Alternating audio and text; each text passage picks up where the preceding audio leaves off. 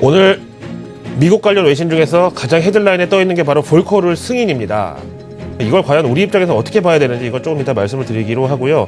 오늘 마감 브리핑하고 우리나라 증시가 지난주에 이어서 이번 주도 참 힘이 없는 가운데 미국 시장이 하락했으니까 오늘 우리가 또 내릴 것인가, 아니면 오늘은 진짜 역동조화로 먼저 반등을 할 수 있을 것인가, 이거에 대해서도 한번 체크해 보기로 하죠. 먼저 로이터 통신의 마감 브리핑으로 출발할까요? 다시 이제 이 페드, 연준, 그리고 테이퍼 이런 단어들이 이제 등장을 하기 시작하는데 아마 다음 주 화요일까지는 계속 이럴 것 같아요.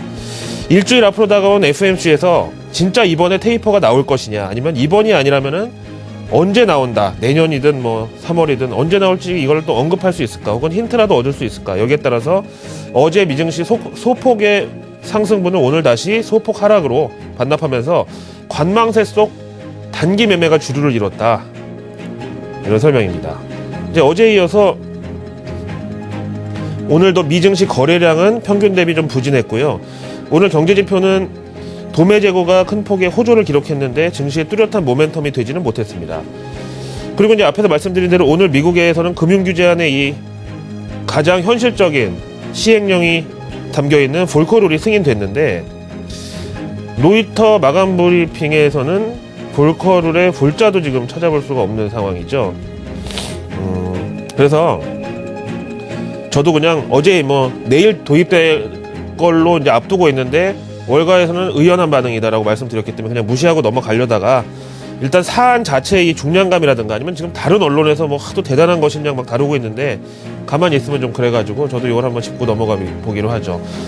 그러면 항상 이제 이 원문에 충실해서 한번 알아보시겠습니다. 볼커룰 오늘 합동 성명이 나왔습니다. 미국 시장 개장과 동시에 나왔고요. 그러니까 뭐 개장 전에 발표된 거라 관심이 없었을 수밖에 없겠다, 아니면 뭐 마감 후에 나온 거라서 관심이 없다, 이럴 얘기가 안 통하는 상황이고요. 지금 보시다시피 5개 기관, 연준이 맨 위에 있고요. 그 다음에 상품선물위원회, 연방예금보험공사, 금융통화청, 증권거래위원회, 미국의 5개 금융감독기관이 공통으로 공동 성명서를 내고 공통된 입장을 다음과 같이 정리를 했다. 다시 말하면 은행들의 자기 매매를 규제해서 리스크를 관리하는 것이 볼커룰의 도입 취지고요. 뭐 IB든 CB든 커머셜 뱅크든 아니면 인베스트먼트 뱅크든 다 어쨌든 은행이라는 게 붙어있기 때문에 다 자기 매매를 규제하겠다, 리스크 관리하겠다, 이거고요.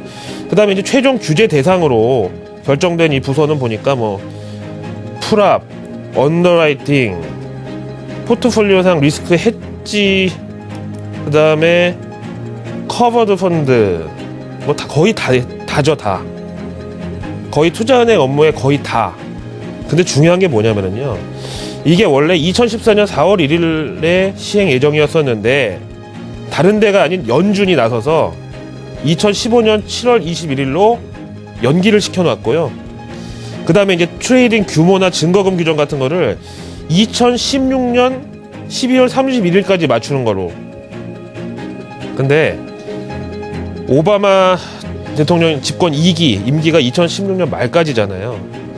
그러면 이미 2015년이면은 레임덕은 물론이고 뭐 그린 에너지니 총기 규제니 뭐 이런 게 다 통째로 송두리째 흔들릴 가능성이 있고, 뭐 2015년보다 더 이른 레임덕이 있을 수도 있는 지금 상황인데요. 당연히 공화당 입장에서는요, 공화당의 전통적인 지지 기반이라고 했던 다국적 제약사 헬스케어 이거 하면서 발목 잡혔죠. 그 다음에 총기 규제안으로 무기 제조사 이런 거 역시 그랬죠. 그 다음에 이제 뭐 시리아 공격도 저렇게 막 힘을 안 실어주고 이런 식으로 가면서 역시 그랬죠. 그 다음에 정유사, 그린에너지, 뭐 셰일가스 이런 거를 정유사가 또 죽었죠. 이런 상황에서 하나 남은 월가는 어떻게든지 이제 공화당이 좀 살리려고 할 가능성이 높다는 거고요. 그 다음에 언론에서도 이렇게 나오고 있는데요. 블룸버그 보실까요? 이 볼커룰이라는 게 뭐냐면은요, 그야말로 슈퍼 사이즈드 메머드급 공룡은행, 그래서 too big to fail이라는 얘기 나왔잖아요. 대마불사. 어떻게 과연 여기에다가 고양이 목에 방울을 달 것이냐. 난 아주 심플한 아이디어가 바로 볼커룰이라는 건데, 근데 미국이 어떤 나라입니까? 이것도 헌법 소원 내고 뭐 무효 소송하고 뭐 로비 들어가고 이제 그럴 가능성이 있고요. 사실 미국도 이제 원래는 뱅크, 다시 말하면 은행이라는 이름이 붙은 금융기관은 이게 상업은행이든 투자은행이든 어쨌든 다 예전에 글래스 스티글법이라고 자기 매매를 원래 할 수 없게 이런 규정이 있었는데 이거를 시티그룹에서 총대를 메고 99년도에 이 글래스 스티글법을 아예 깨버렸죠. 근데 이거를 다시 절반 정도 뒤집으려는 게 불커룰인데 이게 한 번 뒤집은 거 뭐 두 번 못 뒤집겠습니까? 이걸 가지고요. 참 너무 강하게 또 얘기가 나갈까 봐 좀 참겠는데요. 어쨌든 지금 자기 매매 거래 규모로 봐서는 골드만삭스가 1위잖아요. 근데 오늘 골드만삭스 주가 한번 보실까요? 1.23% 올랐고요.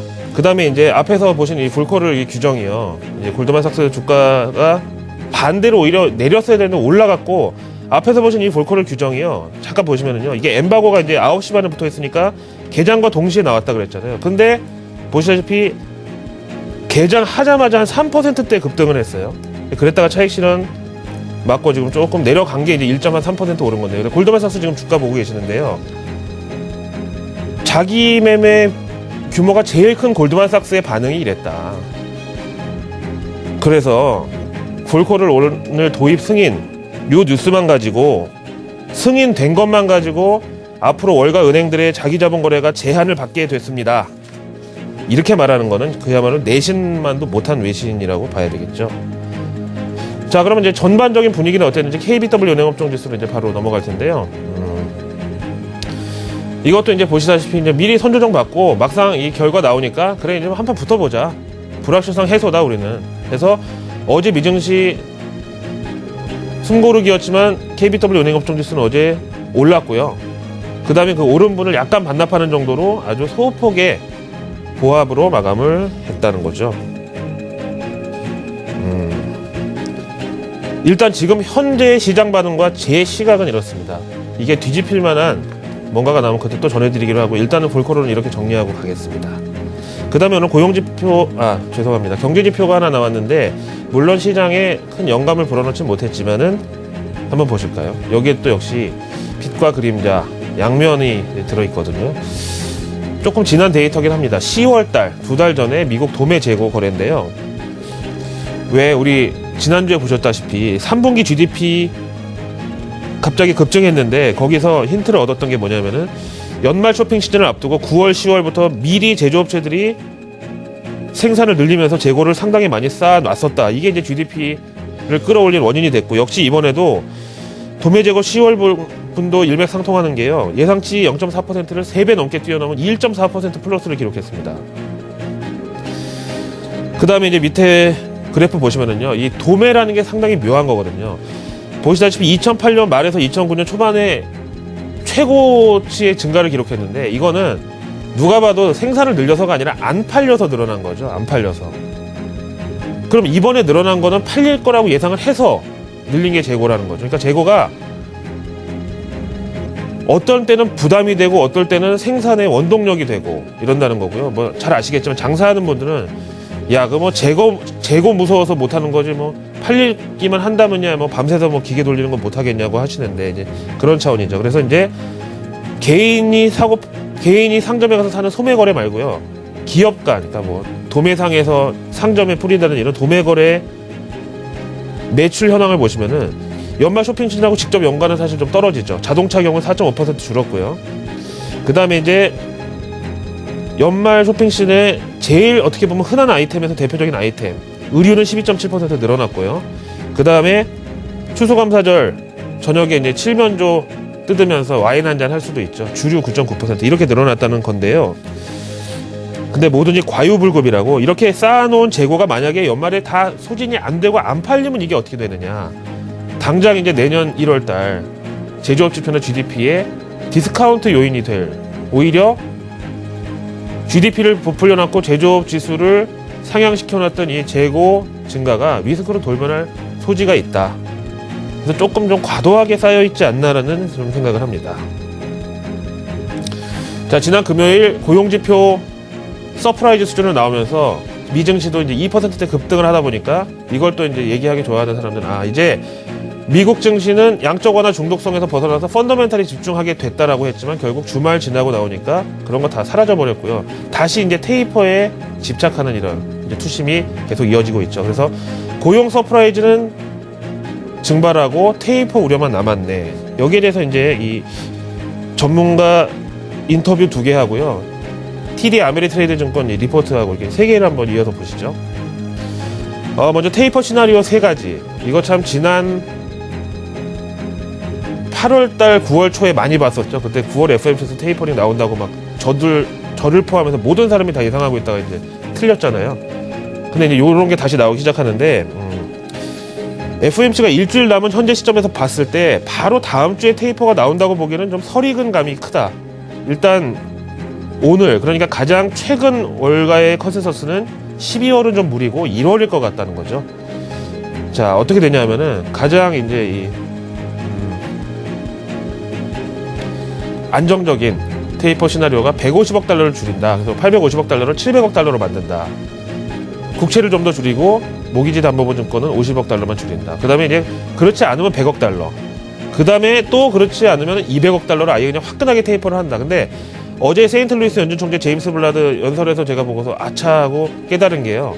이 테이퍼가 한번 나오면은 이제 뒤집을 수 없는 그런 명제가 아니라 테이퍼를 했다가 만약에 인플레이션이 안 올라오거나 경제지표가 못 따르면 다시 테이퍼를 취소하고 원래 양적 완화 규모를 되돌릴 수도 있고 이렇게 유동적이었다는 걸 제가 어저께 딱 깨닫게 됐거든요. 그래서 200억 달러를 일단 고용 실업률 7.0%까지 떨어진 마당에 확실하게 200억 달러 테이퍼하고 그러다가 봐서 실업률 또 올라가고 인플레이션 안 올라오면은 그때 테이퍼를 다시 줄이거나 취소해도 늦지 않겠다. 이런 것까지 나와 있죠. 다음에 이제 인터뷰 내용 2개 빨리 보겠습니다. 로버트 W. 베어드 증권의 애널리스트인데요. 최근 증시 특징이 종목 간 차별화가 심하다. 우리도 마찬가지죠. 그런 가운데 또 주가가 싸다고 보기도 힘들다. 투자자들도 주의할 필요가 있고 그럼에도 불구하고 12월은 증시 역사상 가장 강한 달이긴 만큼 기대감은 유효하다고 본다. 지금 못 오르면은 연말에 더 그만큼 오를 수가 있다. 그 다음에 스티펠 니콜라스 증권이요. 중앙은행이 통화정책을 변경하는 거는 전적으로 경제 동향을 근거로 한 것이라서 테이퍼, 즉 양적 완화 규모가 축소되는 만큼 경기 자신감이 늘어나면서 이걸 메워줄 것이다. 이게 받아들이기 불편한 진실이 결코 아니다. 그래서 이제 지난 9월에 대비하면 벌써 4개월이나 지났고요. 이 테이퍼에 대한 내성이 길러질 때도 됐다. 이렇게 보는 거고요. 자, 이제 오늘 개장 앞두고 이거 보면서 정리를 할게요. 미국의 10년 만기 국채 금리가요. 2.79까지 가서 좋아했는데 다시 약간 하락폭을 조금 반납하면서 2.8% 기록했고요. 그래도 1.35%, 0.04%포인트가 하락을 해서 이제는 조금 10년 만기 국채 금리가 안정화되려는 기미가 좀 느낌이 있다고 보여지고요. 코스피하고 이런 역동조화를 생각할 때 미증시는 오늘 물론 하락 마감이고 마이너스를 기록했지만 우리는 오늘 한 발 앞서서 위험자산 선호에 약간 좀 봄바람 정도, 약간 스치는 정도의 그런 느낌으로 외국인이 생각할 수가 있다. MSCI 한국지수 보시면 어제 이제 하락분을 조금 후반영한 것도 있고요. 근데 이제 지금 지수대에서 외국인이 적어도 우리한테 오늘은 그래도 부담은 안 줄 것으로. 근데 이제 만기일도 있고 하니까 어느 정도 좀 경계감은 있겠지만은요. 오늘 같은 날 오히려 우리가 미국하고 디커플링으로 플러스로 갈 수도 있다. 라고 이제 원론적으로 말씀드립니다. 근데 이제 뭐 요즘 장세가요.